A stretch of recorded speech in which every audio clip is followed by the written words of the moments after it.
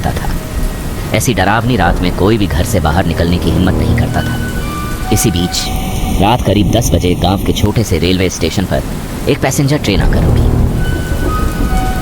तेज बारिश के कारण स्टेशन लगभग सुनसान पड़ा था। प्लेटफॉर्म पर इक्का दुक्का लोग ही दिखाई दे रहे थे, जबकि बारिश की बूंदें टीन की छत पर लगातार टप टप की आवाज़ कर रही थी। ट्रेन के रुकते ही एक युवक अर्जुन अपने कंधे पर बैग टांगे नीचे उतरा। उसने चारों ओर नजर दौड़ाई। बारिश अब भी तेजी से हो रही थी। प्लेटफॉर्म लगभग सुनसान था। अर्जुन वहीं खड़ा होकर बारिश के कम होने का इंतजार करने लगा। अर्जुन ने आसमान की ओर देखा और गहरी सांस लेते हुए बुदबुदाया, हे भगवान, इतनी तेज बारिश में अब मैं घर कैसे जाऊं? मुझे तो गांव के रास्ते भी नहीं पता। इतना कहकर वो अपना बैग कंधे पर टांगकर प्लेटफॉर्म पर ही खड़ा रहा और बारिश के थमने का इंतजार करने लगा। अर्जुन कुछ देर तक वहीं खड़ा होकर बारिश के रुकने का इंतजार करता रहा। तभी एक बुजुर्ग आदमी छाता लिए धीरे धीरे उसके पास आया। उसने अर्जुन को ऊपर से नीचे तक देखा और मुस्कुराते हुए पूछा, बेटा कौन हो तुम, और इस बारिश में यहाँ प्लेटफॉर्म पर क्यों खड़े हो? चाचा, मैं शहर से आ रहा था, लेकिन बारिश की वजह से ट्रेन बहुत लेट हो गई। अब रात भी काफ़ी हो चुकी है।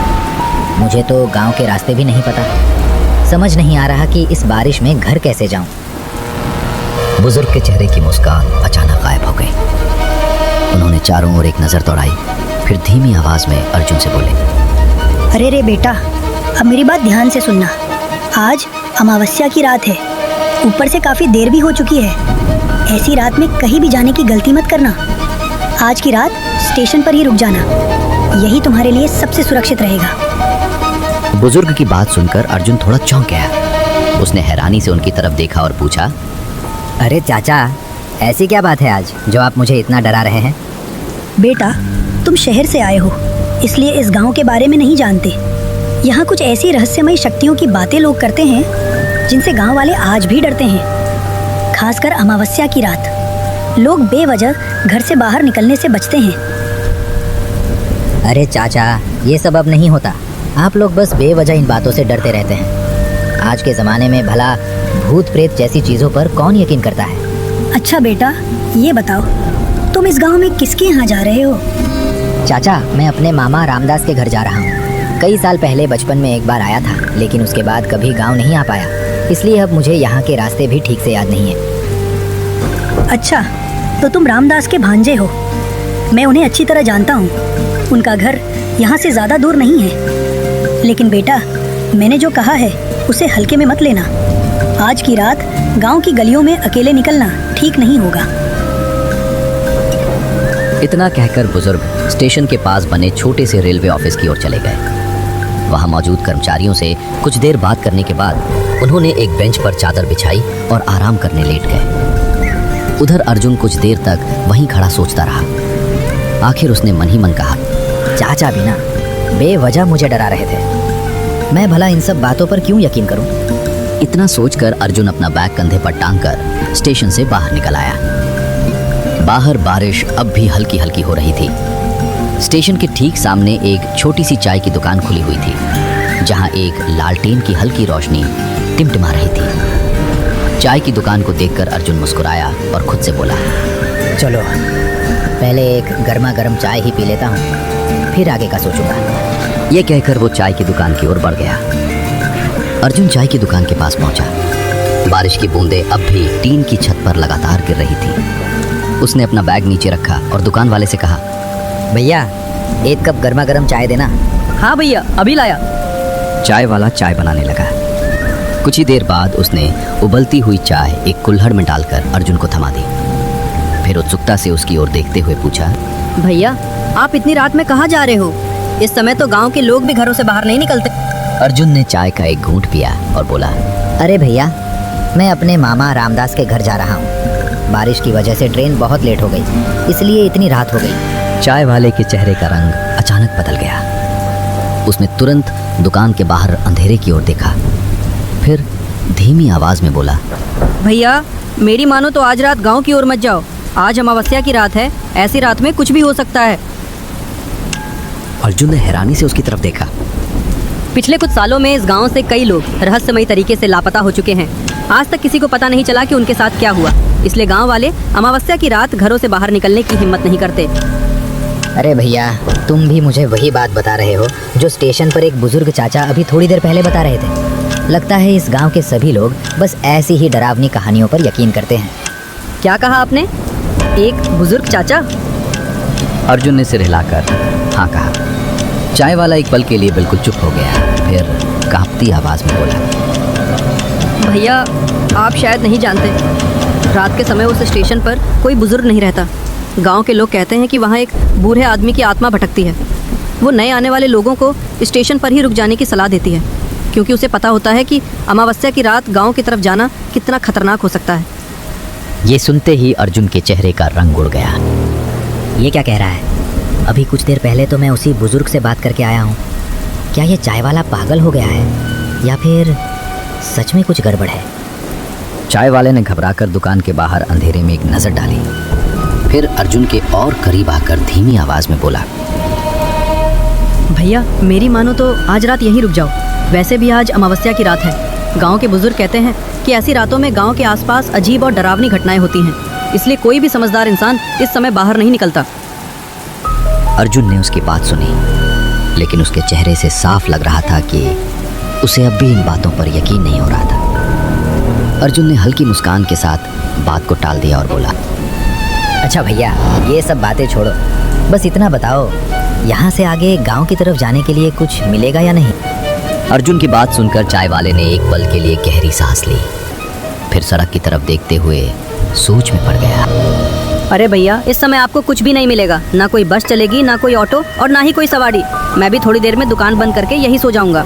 वो कुछ पल रुका, फिर गंभीर आवाज में बोला, अगर मेरी मानो तो आप भी आज की रात यहीं रुक जाओ। सुबह होते ही आराम से अपने मामा के घर चले जाना। रात में बाहर निकलना ठीक नहीं है। नहीं भैया, मैं आपको परेशान नहीं करूँगा। मैं किसी न किसी तरह अपने मामा के घर पहुँच ही जाऊँगा। इतना कहकर अर्जुन वहाँ से आगे बढ़ने लगा। पीछे से चाय वाला जोर से आवाज लगाते हुए बोला, भैया रुक जाइए, मेरी बात मान लीजिए, आगे मत जाइए। लेकिन अर्जुन ने उसकी बात पर ध्यान नहीं दिया।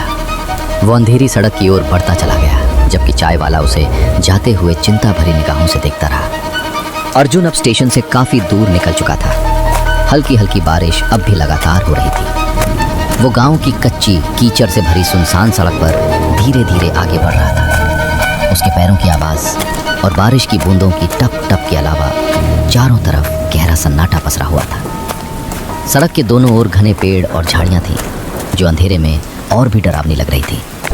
हे भगवान, ये मैं कहाँ फंस गया? पता नहीं अभी गांव कितनी दूर है। इस सुनसान रास्ते में कोई आदमी भी नहीं दिख रहा। काश कोई सवारी ही मिल जाए, नहीं तो पूरी रात ऐसे ही चलते रहना पड़ेगा। अर्जुन धीरे धीरे कच्ची सड़क पर आगे बढ़ ही रहा था कि तभी कुछ दूरी पर उसे एक धुंधली सी परछाई दिखाई दी। अर्जुन धीरे धीरे कच्ची सड़क पर आगे बढ़ रहा था, तभी कुछ दूर उसे एक छोटा सा तिरपाल का तंबू दिखाई दिया। तंबू के नीचे एक आदमी लकड़ी के स्टूल पर बैठा था। उसके सामने मछलियों से भरी टोकरी रखी थी और पास में एक लालटेन धीमी रोशनी दे रही थी। इतनी सुनसान रात में उस आदमी को देखकर अर्जुन को थोड़ा अजीब तो लगा, लेकिन फिर भी वो उसके पास चला गया।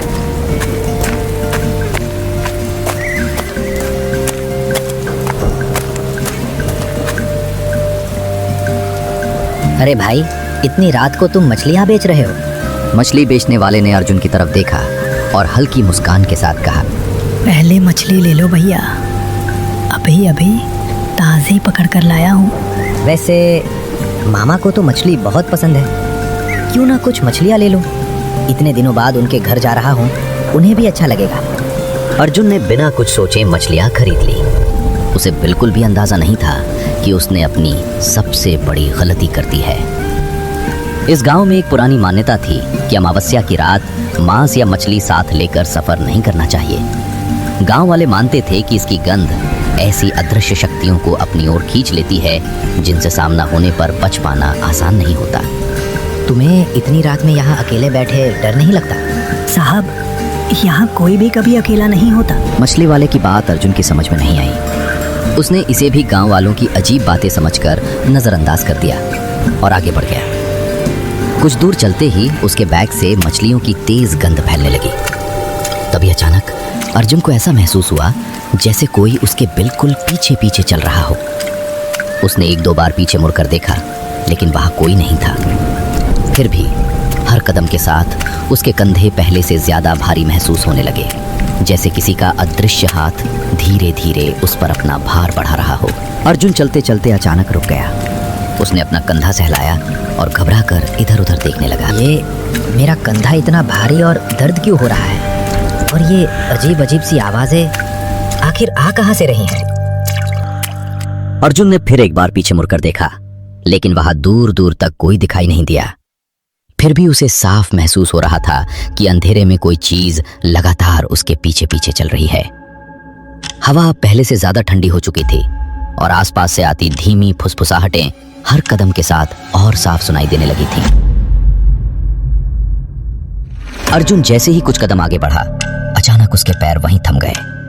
उसका दिल जोर जोर से धड़कने लगा। सामने उसी कच्ची सड़क के बीचों बीच वही मछली वाला खड़ा था, जबकि अर्जुन तो उसे काफी पीछे छोड़कर आ चुका था। मछली वाले का सिर धीरे धीरे नीचे से ऊपर उठा। उसकी आंखें अंधेरे में अजीब तरह से चमक रही थीं। फिर उसके चेहरे पर एक डरावनी मुस्कान फैल गई। अरे भैया, हमें भी तो मछली खिला दो।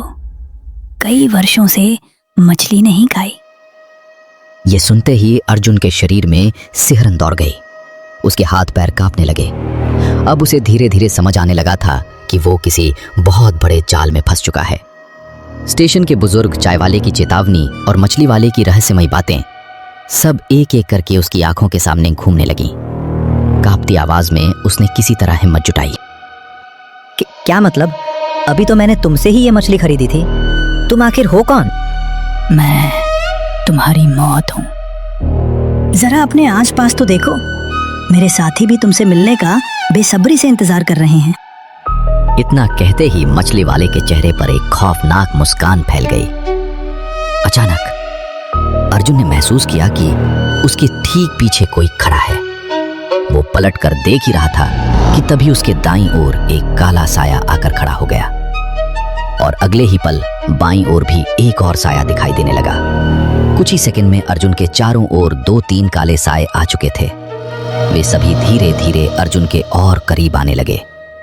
तभी अचानक दूर से दौड़ती हुई एक आकृति दिखाई दी। वो चाय वाला था। हाथ में जलती हुई मशाल लिए तेजी से अर्जुन की तरफ भागता हुआ आ रहा था।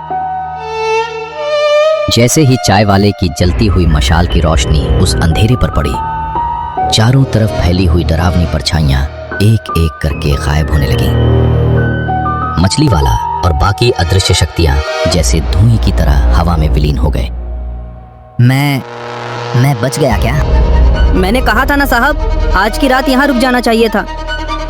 माफ करना मुझे, मैंने आपकी बात नहीं सुनी। कोई बात नहीं साहब, मुझे तो पहले ही समझ आ गया था कि आपके साथ कुछ तो जरूर होगा। अमावस्या की रात है ना। चलो अब मैं आपको आपके मामा के घर तक छोड़ देता हूँ। यहाँ से अकेले जाना ठीक नहीं है। दोनों अब कच्ची सड़क पर साथ साथ आगे बढ़ रहे थे। चाय वाले के दोनों हाथों में जलती हुई मशाल थी, जिसकी रोशनी अंधेरे को चीरती हुई आगे का रास्ता दिखा रही थी। बारिश कब की रुक चुकी थी। भीगी हुई मिट्टी से सूंधी सूंधी खुशबू उठ रही थी, लेकिन चारों तरफ फैला अजीब सन्नाटा अब भी माहौल को डरावना बना रहा था। तुम्हें कैसे पता कि ये मशाल और आग के पास ये सब नहीं आता? मेरे दादाजी ने मुझे ये बात सिखाई थी, तभी तो मैं समझ पाया। वरना आप ही सोचो साहब, मैं अकेला आदमी इतनी रात तक अपनी दुकान खोलकर कैसे बैठा रहता। उसकी बात सुनकर अर्जुन चुप हो गया। दोनों धीरे धीरे गांव की तरफ बढ़ते रहे और मशाल की रोशनी में अब रास्ता थोड़ा साफ नजर आने लगा था। आखिरकार मशाल की रोशनी में चलते चलते दोनों घर तक पहुंच गए। कच्ची सड़क के बाद अब पक्के आंगन की हल्की सी रोशनी दिख रही थी। दोनों ने दरवाजे के सामने पहुंचकर दस्तक दी। अंदर मामा खड़े थे। अर्जुन को देखते ही उनके चेहरे पर राहत और हैरानी दोनों आ गई। अर्जुन, आ गए तुम, लेकिन इतना डरे हुए क्यों लग रहे हो? मामा, रास्ता बहुत अजीब था, बहुत कुछ हुआ।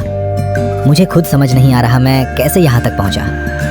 रामदास चाचा, आज बहुत अजीब घटना घटी है। इन्हें आराम से सुला दो, बहुत डरे हुए हैं। अर्जुन, तू सो जा। सुबह उठकर जो भी हुआ है आराम से बता देना। बिरजू, अच्छा हुआ तूने उसे बचा लिया, वरना आज मैं अपनी बहन को क्या जवाब देता। चल अब तू भी अंदर आ जा और आराम कर ले, आज की रात बहुत लंबी रही है। घर के अंदर धीरे धीरे सब शांत हो गया। अर्जुन थकान और डर के बीच बिस्तर पर लेट गया और धीरे धीरे उसकी आंख लग गई। अगली सुबह की हल्की धूप कमरे में फैल चुकी थी। बाहर गांव धीरे धीरे जाग रहा था। अर्जुन उठ गया? चल अब जाकर नहा ले, कल रात से बहुत परेशान लग रहा है तू। हाँ मामा, पर वो चाय वाला कहाँ गया? अरे वो तो हमारे ही गांव का बिरजू था, रात को वो भी यही रुक गया था, सुबह जल्दी चला गया। अर्जुन कुछ पल चुप रहा। उसके चेहरे पर उलझन साफ दिखाई दे रही थी, जैसे वो कुछ याद करने की कोशिश कर रहा हो। अर्जुन ने बेचैनी से आगे झुककर पूछा, आप पूरी बात बताइए, ये सब कौन है और क्या करते हैं? अर्जुन, कल रात तेरे साथ आखिर हुआ क्या था? रामदास की बात सुनकर अर्जुन कुछ पल के लिए खामोश हो गया। फिर उसने गहरी सांस ली और पिछली रात की पूरी घटना सुनानी शुरू की। मतलब जिसका मुझे डर था वही हुआ। लगता है वे फिर से जाग चुके हैं। इतने सालों तक शांत रहने के बाद अब उन्होंने फिर से लोगों को अपना शिकार बनाना शुरू कर दिया है। अगर इस बार भी उन्हें नहीं रोका गया तो न जाने कितने बेगुनाह लोग अपनी जान गंवा देंगे। क्या आप उन छलावों के बारे में जानते हैं? आखिर वे हैं कौन और इतने सालों से इस जंगल में क्या कर रहे हैं? बहुत साल पुरानी बात है अर्जुन, तब मैं कोई 5-6 साल का रहा होऊंगा। उसी समय हमारे गांव के पास नया रेलवे स्टेशन बनना शुरू हुआ था। गांव के लोग बहुत खुश थे। सबको लगता था कि अब शहर आना जाना आसान हो जाएगा, रोजगार बढ़ेगा और गांव की तरक्की होगी। स्टेशन का काम शुरू हुआ तो गांव के कई लोगों को भी मजदूरी मिल गई। साथ ही शहरों और दूसरे राज्यों से भी बहुत सारे मजदूर बुलाए गए। लेकिन किसी को क्या पता था कि जिस काम को वे अपने सुनहरे भविष्य की शुरुआत समझ रहे थे, वही उनके जीवन का सबसे बड़ा अभिशाप बन जाएगा। आपको ये वीडियो कैसी लगी? अगर आपको इस कहानी का पार्ट 2 देखना है तो अभी वीडियो को लाइक करें और हमारे चैनल को सब्सक्राइब करना बिल्कुल ना भूलें। नई डरावनी कहानी बहुत जल्द आने वाली है।